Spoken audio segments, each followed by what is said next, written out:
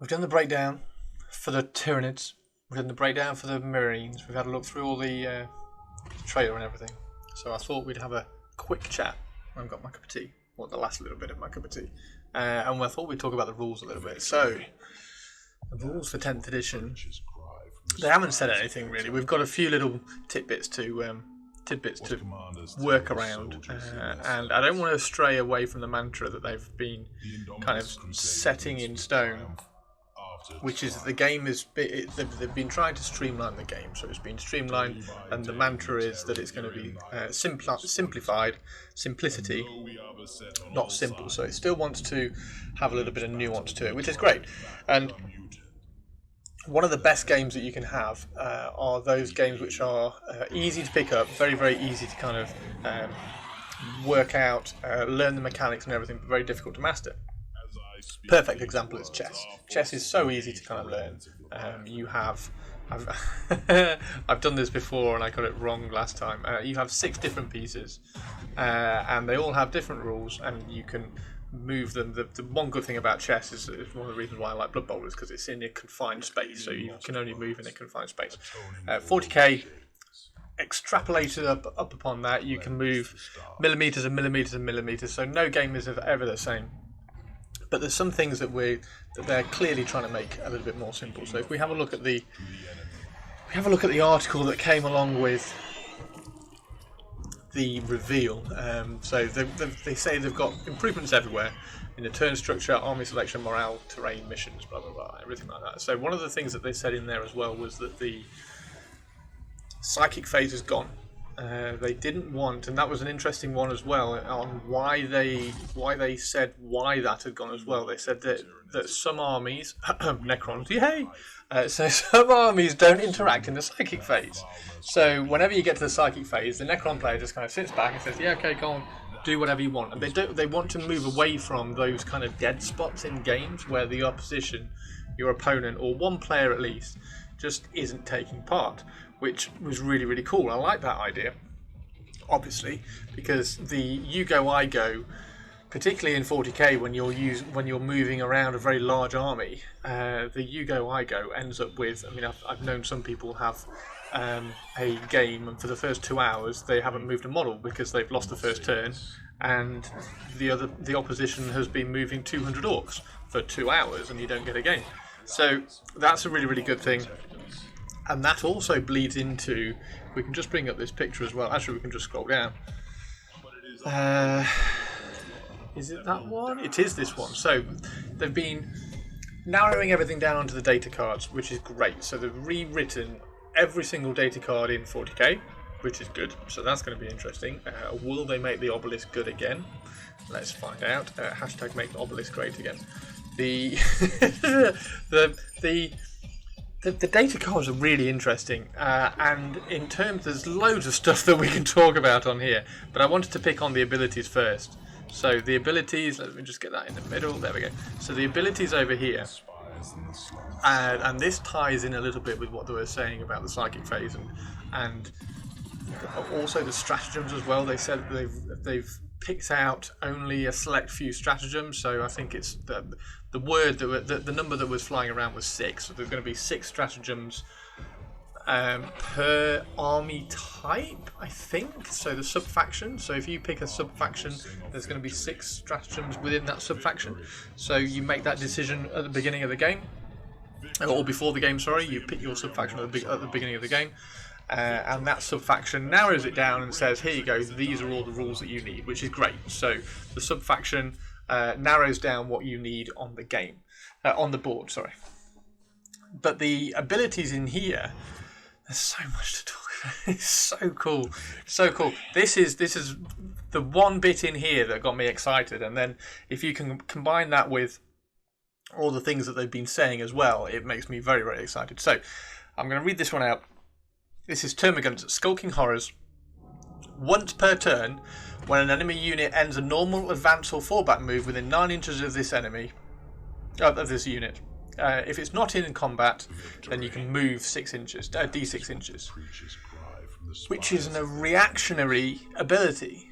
So that's interrupting the I go, you go flow of this game. And 40k, I mean, there's lots of people who say I don't like 40k, it's very 1980s, it's a dice game, everything happens on dice, you follow some rules and everything is on dice, and that's fair enough, but I like that identity of the game. I think the identity of 40k is massive battles, rolling dice, finding out whether you've hit through dice, finding out whether you've wounded through dice and things like that. And there are some really intricate and delicate little game systems out there. I've played Shadows of Brimstone quite a lot, and it's a fantastic little kind of nuanced game. But I don't think 40k can lose that identity. Anyway, this bit, the abilities in here, interrupting, or not even interrupting, just having each player's turn be a bit more of a push-pull, where I'm moving something, and obviously I can stay out of 9 inches of this unit, but also you can use that to discourage people from charging something that you don't want them to. So if I'm protecting a Swarm Lord here and I've got some Termagants nearby, then you're not going to get close to the Termagants because you don't want to encourage that move. So it's the rules are always going to be kind of nuanced and changed, nuanced and kind of played around at a competitive level, but at a casual level, absolutely brilliant as well. But this kind of thing, the abilities here.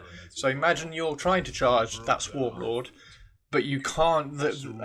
I've positioned my Termagants in such a way that you can't get close to the Swarm Lord without getting within 9 inches of my Termagants, and I can then move my Termagants d6 inches in front of the Swarm Lord, so now you can't charge the Swarm Lord, and then you have to charge the Termagants if you want to, and if you don't, the Termagants can move out of the way, and then the Swarm Lord can charge through. It's all sorts of cool stuff. Now, these rules all kind of end up being layers upon layers upon layers, and that was another thing that I think they mentioned. And the current game of 40k, you've got things like Kazakin, notorious at the moment in 40k, and I think the current amount of buffs you can put on Kazakin, I think, is 13, and that's through officers' orders, army special rules, stratagems, and everything like that. You can stack 13 different buffs on top of a unit of Kazakin, which make it wildly not what it was kind of supposed to be doing. And they mentioned this in the latest video as well. The latest video dropped today. Again, I'll put that link in the description below. And they said they wanted to move away from being able to do things like that, which is good, because you don't want to push units away from what they are supposed to be doing, where this is what they're supposed to be doing. So having everything on the data sheets is great. And they also mentioned that the weapon skill and the ballistic skill go on the data sheets. And they mentioned that gives them a few interesting things that they are able to do with weapons, and extrapolating that out. Obviously, we're thinking of what this does for the ballistic skill. So the easy one, the really easy one, is any heavy weapon. Then I can change the ballistic skill of that heavy weapon. So if you are carrying a las cannon, maybe the ballistic skill is now 4+ rather than 3+ for the bolter. If you're carrying a flamer, that's obviously going to automatically hit. If you're carrying a heavy bolter, maybe that one sprays a little bit more, or an assault cannon. I've got lots of shots, but it's hard to hit the barn door side of a barn with an AK-47 kind of thing. So you can adjust the ballistic skill of those as well. Weapon skill is an interesting one, and that's going to affect things like thunder hammers. So if you're -1 to hit with a thunder hammer, you're just now going to have a weapon skill for the thunder hammer. So if you're coming in with a thunder hammer now, rather than hitting on a 2+ that you might be doing with a chainsword, then you're going to be hitting with a 3+ with a thunder hammer. Makes things simplified. So it's not making it simple. It's simplifying how easy it is to find the rule, which is great. They have the OC, which was objective control. I believe that was right. So the objective control is in here is on the data card as well. So that is how easy the unit can control an objective. So if you've got an objective control of 2, then that counts as 2 models for every model which is on the objective. Obviously, you can take that up to knights. So knights might have an objective control of 15. So it's harder to take an objective off a knight if it's standing on there. Tyranid Warriors, maybe 4 or something. I don't know how far they're going with this. It's quite interesting that they said that they were taking toughness and strength and expanding that range as well. So maybe the range of the OC, the objective control. I hate abbreviating. I'm sorry. I will say objective control. Hopefully, the expansion of that will give some nuance to the areas in between, and by that I mean that Ripper Swarms. Interesting. Here we go. So Ripper Swarms are here. Ripper Swarms. So this one was a screenshot which I took from the reveal video live stream, and they went through, and this was the image, not this image that popped up on there. So Ripper Swarms have an objective control of 1, Termagants have an objective control of 2, Hormagants, speculating, probably objective control of 2 as well, Tyranid Warriors maybe 4, etc, etc. How easy it is for them to control the objective. And as long as they make that range nice and high and wide, then you can slot in slightly more interesting things. So Space Marines, obviously they're going to be quite difficult to take an objective off, so you can slot them in at say 5, but a Tyranid Warrior is at 4. Custodes then has room to be an objective control of 6 or 7. So as long as you keep that range nice and wide, then you can slot things in the right place and it makes it impactful.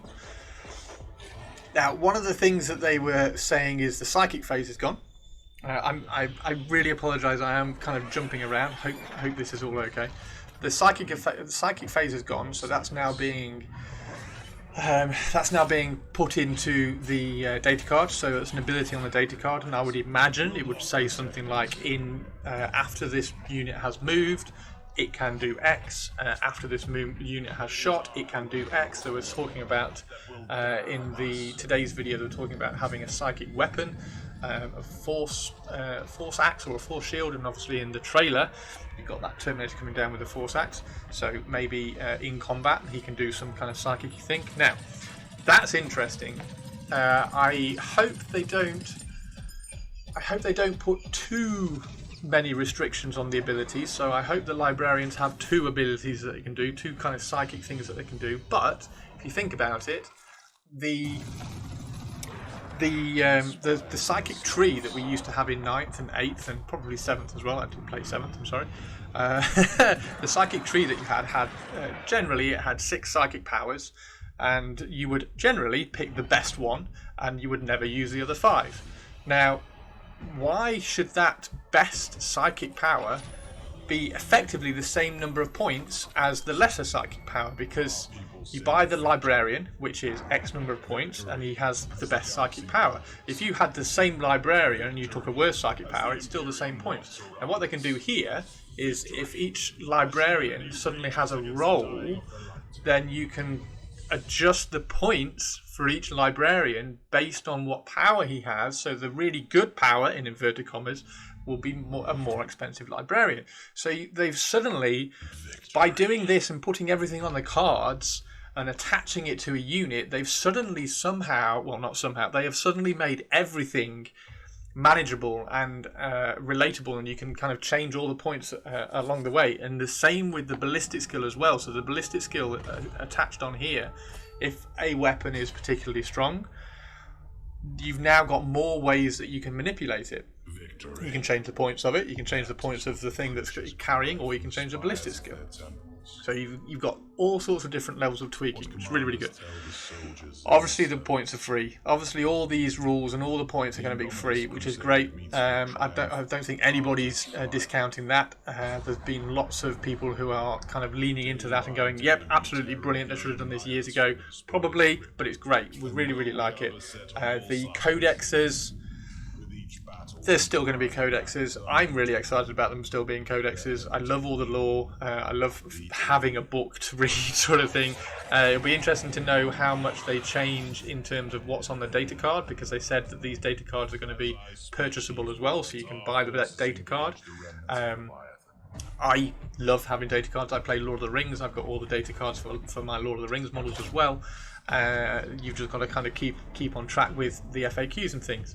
And that leads on to one of the things that I wanted to mention a little bit was the universal special rules and the bloat and everything. Now, they said in today's interview that they have a way, they've got like a studio approach now to how they're going to address, or not address, but kind of keep on top of not getting too much bloat. And inherently, I think editions always end up getting bloat. They always end up having more rules come on there, because at the beginning of 8th edition they came out and they said we wanted to simplify the game. 7th edition got too complicated and they wanted to simplify the game, so they got rid of universal special rules, because the universal special rules ended up being, I don't know, but it was something like 10 pages in the 7th edition rulebook at the end of 7th. The universal special rules have become so large that it got complicated to kind of learn them all. So what they did is they got all the rules and they cut them all down and they got them into, I think it was 4 pages. So the Warhammer 40,000 core rules got down to 4 pages. Great, brilliant, nice and simple. Then they put the universal special rules and they put them on the data cards, like they're doing here with the abilities. So they put those on the data cards, and then all the special rules started getting more complicated, because you had to write one for deep strike every time, you had to write one for infiltration every time, you had to write one for I'm running out of ideas now, but you had to write a different version, like and whatever the whatever the rule was called the first time, it ended up being called that in all the other ones. So transhuman, if you're playing Tyranids, you transhuman, you don't whatever the Tyranid rule is. I would say it in tabletop tactics speak, like transhuman physiology. So anyway, my point is that all the games, all the editions end up getting a little bit bloated towards the end, and they need a reset to go back. And it's really good, but this time it sounds like they've got a approach set in, ready for when they start adding in all these extra rules, possibly, sort of thing. And 9th edition, 8th and 9th edition, they started adding in rules, and the design philosophy started to change. So they had things like the damage cap, that started being brought in with the Catan and things. And then further down the line, there were rules to ignore damage caps, and then they had other things, so invuln saves, and then all of a sudden we were ignoring invuln saves and everything like that. So as long as they kind of keep all the abilities and the universal special rules, I imagine they've gone through absolutely every single unit, and they've gone through and said, right, okay, so this universal special rule we can apply to that, and we can apply this rule to that one, and we can apply it to that one. So now we have a design philosophy, hopefully, across an entire edition, which I don't think has ever happened before. Ordinarily, you'll have an edition drop and then the codex will be written. So hopefully we've got, as you can see, we've got all of these written now. All of these data cards have all been written, so they're all done. So the design philosophy should be the same across everything. So we've got assault, pistol, twin linked. They are all going to be universal special rules, and they're all going to do something in particular. Synapse will be an ability within the army, so that will be in the army special rules, and apparently that is 1 page. So it's just 1 page of army special rules, and within that I would imagine sub-factions will be, you pick your sub-faction, there's your army special rules, like a page or half a page or whatever. Brilliant, absolutely awesome. Alright, what else have we got that I wanted to talk about? Stratagems. They said that the stratagems that they wanted to keep them impactful and reserve them for things that were reactionary or cinematic, which is a great way of thinking about it.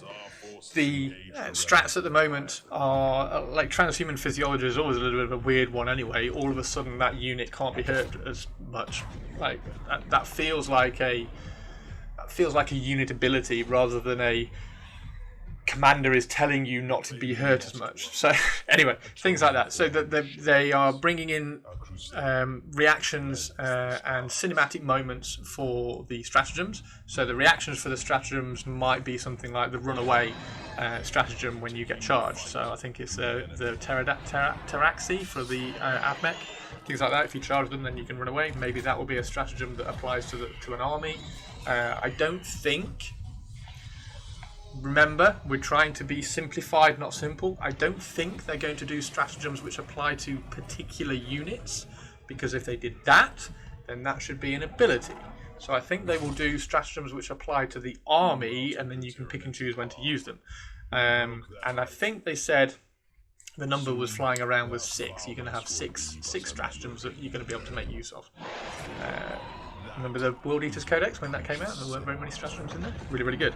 Right, is there anything else that we've got to talk about? The detachments.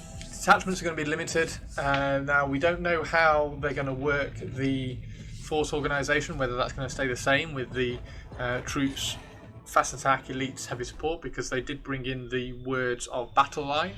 Now, if battle line is not a force organisation chart, force organisation slot, I would imagine in my head battle line might be troopy. If it's not a force organisation slot, then it might be a keyword, and if it's a keyword, then it might be akin to something like core. So everything in the... Although, actually, thinking about that, we can have a look at the keywords here, and battle line isn't on this. Battle line isn't on here, so maybe battle line is a new force organisation slot for troops. And we can take up to three picks from the force organisation and up to 6 battle line. I think that was how they said it. So we can have up to 3 elites, fast attack and heavy support, and then up to 6 battle lines, which is cool. I like that. Now, the battle line one, I can't help but think about the AOS, Age of Sigmar way of using battle lines. And if there's the battle line if, isn't there? So if you take a Ravenwing bike captain, all of a sudden my Ravenwing bikers become battle line if. So if I take that, these are now battle lines. So that opens up a whole new lot of kind of army selection.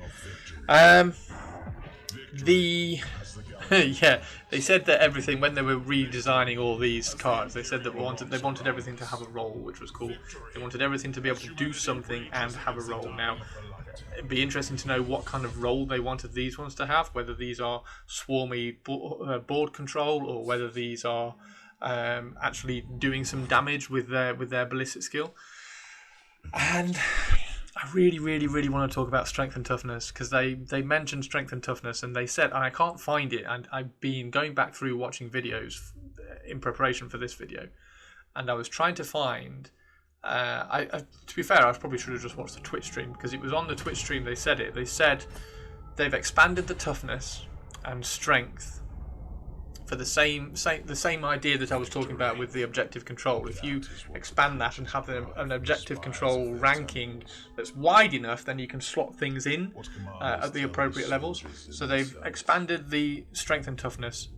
They said that vehicles are now no longer kind of confined to toughness 8, and there are some toughness 11, maybe even toughness 12 vehicles in the game, which is great. We like that. We like a nice wide range. Now, just thinking about that quickly, how's that going to work with wounding? Now, applying simplified but not simple, if you apply that mantra again, I'm always kind of trying to look at it through those glasses, because you could easily say, well, the wound chart now is going to be massive, because we've got to have 12 toughness across the top, and we've got to have 12 strength down the bottom, and you're going to be looking and finding and trying to find exactly what you need to roll to wound. I'm strength 7, but he's toughness 11. What do I need to roll to wound? Now, if we simplify that and apply it to the kind of the current wounding system, what would be a good simple rule for that? Same toughness is going to be 4s. If you're higher toughness, it's going to be 5s. If you're double toughness, it's going to be 6. If you're more than double toughness, can't win. Simple. So strength 3 is now not going to be it's now not. I don't think it is then going to be able to wound toughness 7. So strength 3 guns.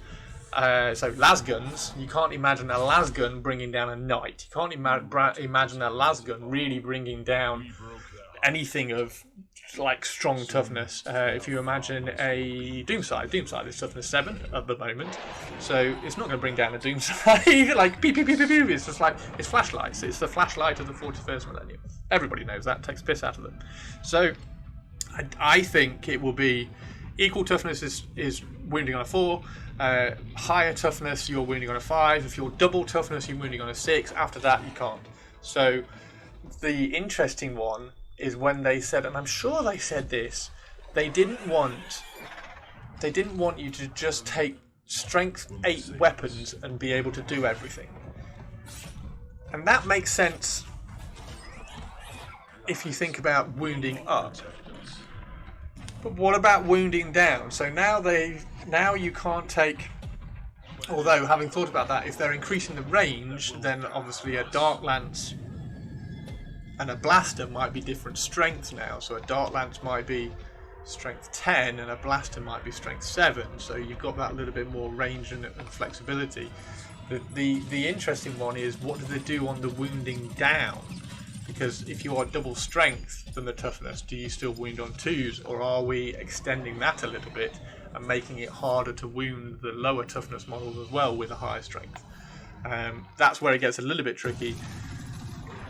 I don't know, because if the weapons are all of a sudden getting more strength, and we are going to need some weapons which are strength 12 to cope with the things that are toughness 12 and toughness 11, then does that strength 12 just pretty much automatically kill something that's toughness 3 if it hits, or is there some other little variation on that?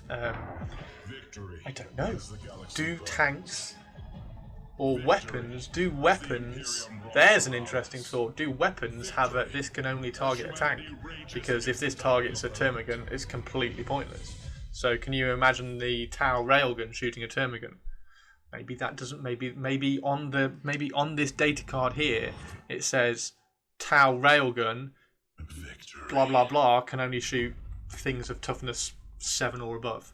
That's an interesting idea. Anyway, that's speculation. That, I mean, it's still simple because it says it on the data card. But yeah, there we go. Right, I don't think there's anything else I wanted to bring up in this. I'm very, very excited for it. Oh, combat patrols. Combat patrols, they did say, let me have a quick drink because my voice is going. That is what the preachers cry. They did say in the combat patrols, see if we can just zoom down for the combat patrols. They did say in here that this was going to be their own little ecosystem, which was quite cool. Is there anything on here? Effectively, you will only ever need your unit data sheets. See, I love that. I love the fact that you can now go to a game with possibly even just 4 data cards, because you need an HQ and you need at least 3 units. So it's a Warlord and 3 units. You could probably go and play a game of 40k with just 4 data cards. That's it. Combat patrols. So they are making combat patrols, they said, their own ecosystem. So this feels very kill teamy, like mini 40k. So everything in here is balanced against each other, which is good. Where is the Custodes one? How many models do you get in the Custodes one? Custodes one isn't here. Damn it. Can't see it anyway. The Grey Knight one. Yeah, okay. Yeah, the Grey Knight. Oh my god. The Dark Angel one, you hardly get any. Wow. Okay, so you get half a unit of intercessors, a chaplain, a dreadnought, and 3 interceptors. Wow. This is going to be. I'm fascinated how this is kind of balanced against each other. This is really cool. This is going to be really cool. What's the Necron one? So the Necron will get a night size. So there's like a transport for every. Yeah, every little combat patrol has a transport. Apart from the Alt one, which has got well, I suppose it's got the Death Copters. But every combat patrol has a. Oh no, the Death Watch don't either. Although they've got 3 aggressors. This is going to be really cool. I'm dead excited to play this. If you scroll back a little bit on my YouTube, you will see a video all about boarding parties, the Arcs of Omen boarding parties which came out, the boarding actions. I love that as a concept and a game style. I absolutely love that. 500-point armies, get a game played in 40 minutes on a on an ark inside a spaceship. I absolutely love it, and I've written so many boarding parties, boarding patrols, and the idea that I can teach somebody to play 40k in this kind of environment, like the Sisters of Battle here. You got 10 sisters, a penitent engine, some Zephyrim, a Repentia Superior, and a Rhino.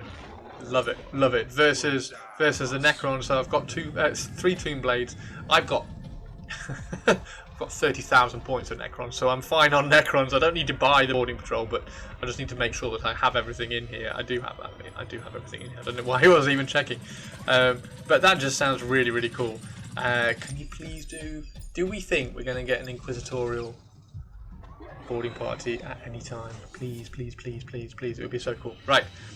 Yeah, that's going to be fascinating. I can't even begin to speculate how that's going to work. The only thing that you can kind of say about this is that you've got to trust the design studio that they've balanced all of these across each other, and that they're all fair games, which I've got no reason to think why they wouldn't be. So these are all going to be kind of fair matchups in a little quick to play 40k game. Sounds fantastic. Sounds really, really good. People sing of victory.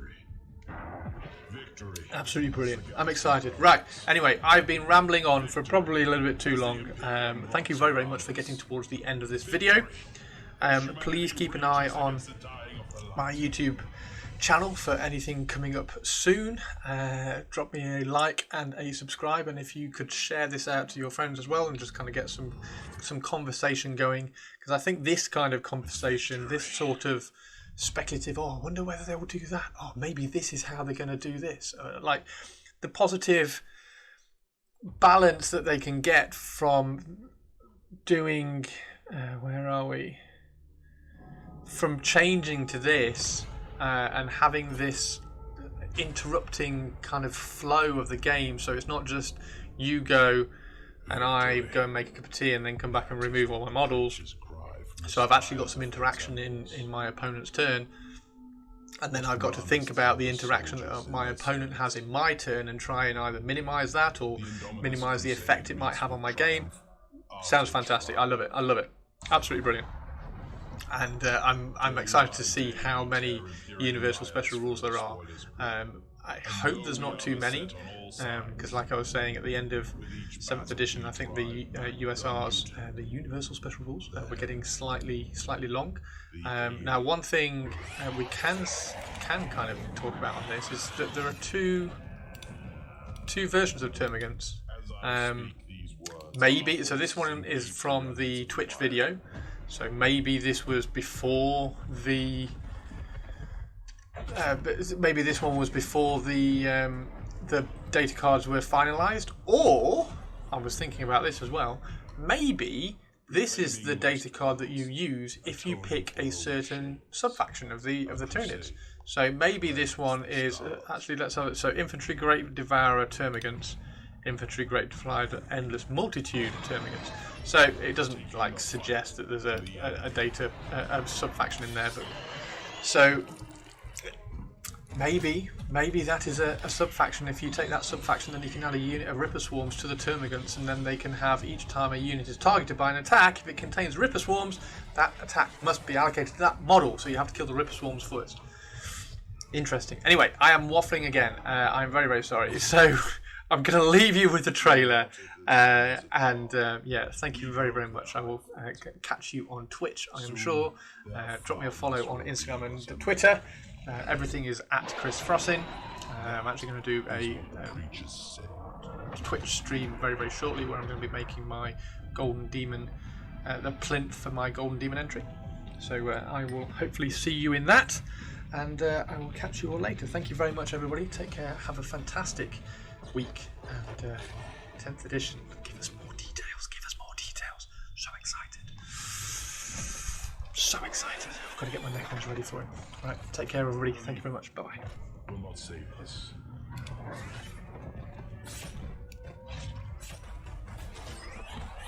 Lies will not protect us.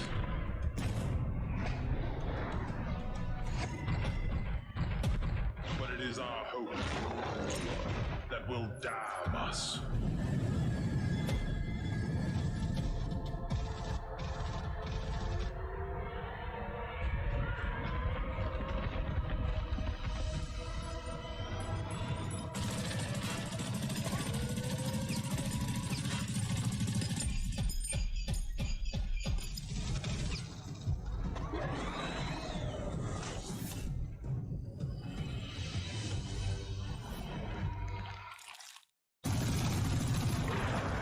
The spires and the slopes.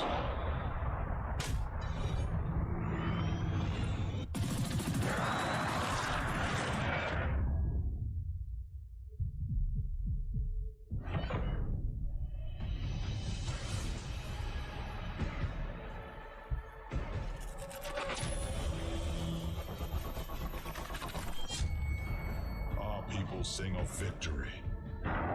Victory as the galaxy burns. Victory as the Imperium rots around us. Victory as humanity rages against the dying of the light.